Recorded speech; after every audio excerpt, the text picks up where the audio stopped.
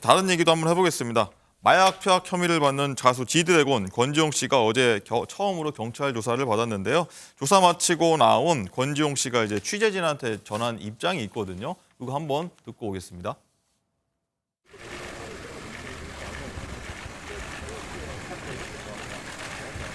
저는 마약 관련 범죄에 대해서 사실이 없고요. 그걸 밝히려고 사실 이 자리에 온 거니까 말 하는 것보다는 빨리 조사를 받고 나오겠습니다. 경찰의 무리한 수사라고 생각하십니까? 지켜봐야 알겠죠? 염색이나 탈모는 언제 하셨나요? 한 적이 없는데.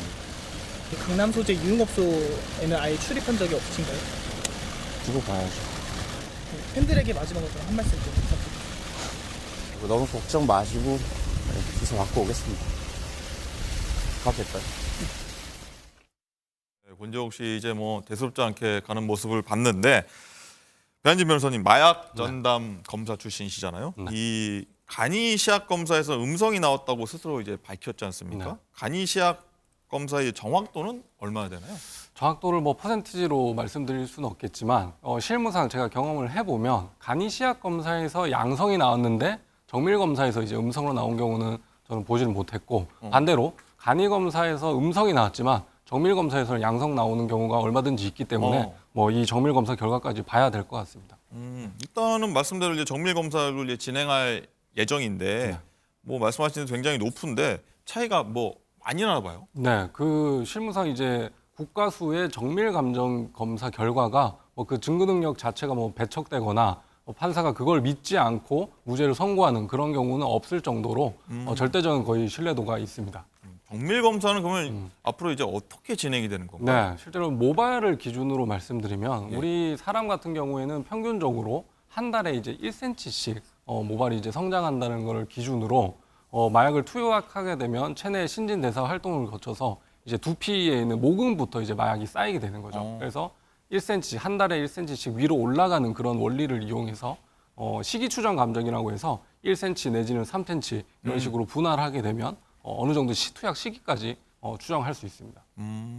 뭐 모발, 다리 털 뭐 이런 것까지 다 한다고 하지 않습니까? 맞습니다. 요새는 워낙 이제 모발 같은 경우에는 탈색, 염색 이런 증거인멸 행위들이 일반적으로 행해지고 있기 때문에 수사기관에서는 눈썹, 그다음에 다리털 같은 채모 이렇게 탈색이나 염색이 좀 어려운 그런 채모까지 채취하고 있습니다.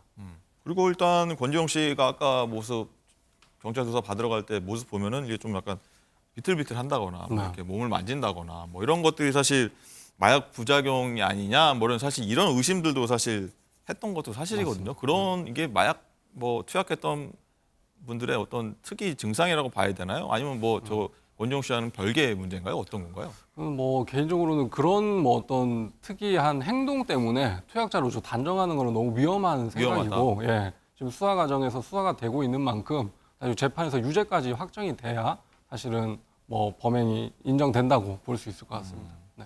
장관 기자, 예전에 보면 권지용 씨가 뭐 공항에 출국한다든지 그런 모습에서 이런 모습을 사실 보여줘서 좀 걱정하는 팬들이 좀 있었잖아요. 어떤 모습들이 좀 있었나요?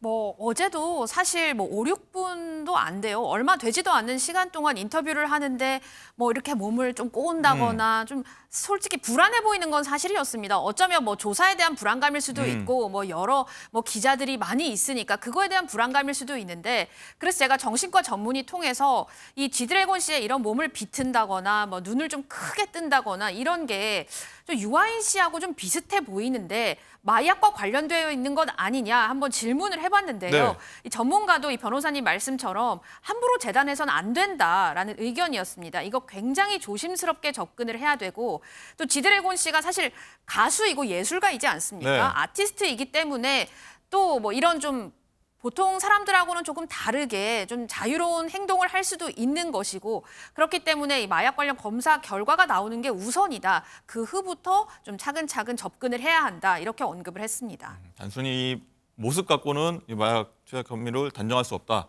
그런 거 위험하다는 얘기를 해주셨습니다. 그리고 교수님, 이게 어쨌든 이제 권지용 씨가요. 웃다가 끝났다, 뭐 조사를 이렇게 좀 농담하는 식으로 좀 얘기를 하던데 일단은 일각에서는 권 씨가 좀 피의자 신분으로 조사받는 입장인데 그래도 좀 태도가 좀 부적절했다, 뭐 이렇게 보는 시각도 있더라고요. 네, 분명히 아티스트로서 인정합니다. 그렇지만 그 자리는 자신의 팬들만을 위한 자리가 아니지 않습니까? 일반 국민들한테 본인의 모습을 보여주는 거, 말하자면 피의자 신분으로 출두해갖고 성실하게 조사받는 일반 국민의 모습이어야 되는데 네. 그 일종의 좀 농담하는 식으로 하는 것은 그 국민들 대상으로 농담하는 겁니까? 이거는 아주 부적절하다. 물론 본인이 몸을 꼬고 이런 거는 본인의 스타일일 수 있습니다. 네, 그리고 네. 뭐 팬들한테 얘기할 수 있습니다만은 적어도 국민들 대하는 모습으로 진중한 모습으로 한두 마디 정도의 것은 있었어야 되지 않느냐. 그건 좀 적절하지 않은 것 같습니다. 그렇군요. 그리고 권지용 씨가 또 조사 마친 뒤에는요, SNS에다가요, 사자성어, 사필 기정의 뜻을 담은 게시물을 좀 올렸었습니다. 뭐 결백하다 이런 심경을 드러낸 게 아니냐는 추측이 좀 지배적인 것 같아요. 어떻게 예, 보셨습니까? 맞습니다. 본인이 결백할 수 있습니다. 근데 이 전체의 사건을 누가 만들었습니까? 경찰이 의도해서 뭘 한 건 아니지 않습니까? 경찰은 있는 그대로의 것을 가지고 수사하는 절차대로 하는 거거든요. 거기에 따라 그럼 본인은 본인의 입장을 밝히면 되는 거거든요. 이건 사실 일종의 다른 누가 무엇을 했기 때문에 내가 거기에 대한 원래대로 돌아간다는 의미는 조금 과도한 느낌이 듭니다. 또 장가 기자, 그리고 이 보면은 팬이 언급되자 뭐 이렇게 미소까지 좀 보이더라고. 취재진 질문하니까 팬이 언급되니까 살짝 웃는 모습도 보였는데, 권 씨의 이런 모습이 좀 아까 언급된 것 같긴 한데 어떤 누군가를 좀 연상시킨다 이런 얘기도 좀 들리더라고요.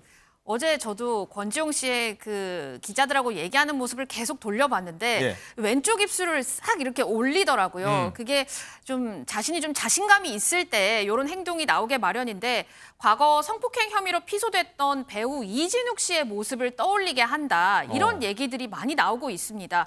2016년 30대 여성 A 씨가 이진욱 씨에게 성폭행을 당했다고 주장하면서 이진욱 씨를 고소했는데요. 이진욱 씨는 이 A 씨를 무고 혐의로 맞고소를 했고요. 경찰서에 출석해서 굉장히 여유로운 태도로 일관했습니다. 화제가 됐었고, 이후 이진욱 씨는 고소 14일 만에 무혐의 처분을 받은 바 있습니다. 뭐 이렇게 입꼬리가 좀 올라가는 게 뭐 나 아닌데 왜 그래? 결백하다 이런 거의 표정으로 좀 보여주는 거라고 볼 수 있나요? 어떻게 보십니까? 뭐 어떤 형태는 이제 생리심리학에서 인지부조화라는 얘기를 합니다. 네. 위쪽과 아래쪽이 약간 부조화가 일어날 때 이것이 이제 비틀어진다라고 얘기를 하니까 그렇게 얘기를 할 수도 있지만, 워낙 그 이른바 이 얼굴 표정이라는 것이 다양하고 또 저 예술가시기 때문에 속단할 수는 없습니다. 보통 사람은 제가 말씀드릴 수 있는데 예술가들은 좀 어려운 부분이 있습니다. 그렇군요. 알겠습니다. 뭐 많은 말씀 들었고요. 오늘 말씀은 여기까지 듣도록 하겠습니다. 모두 감사드립니다.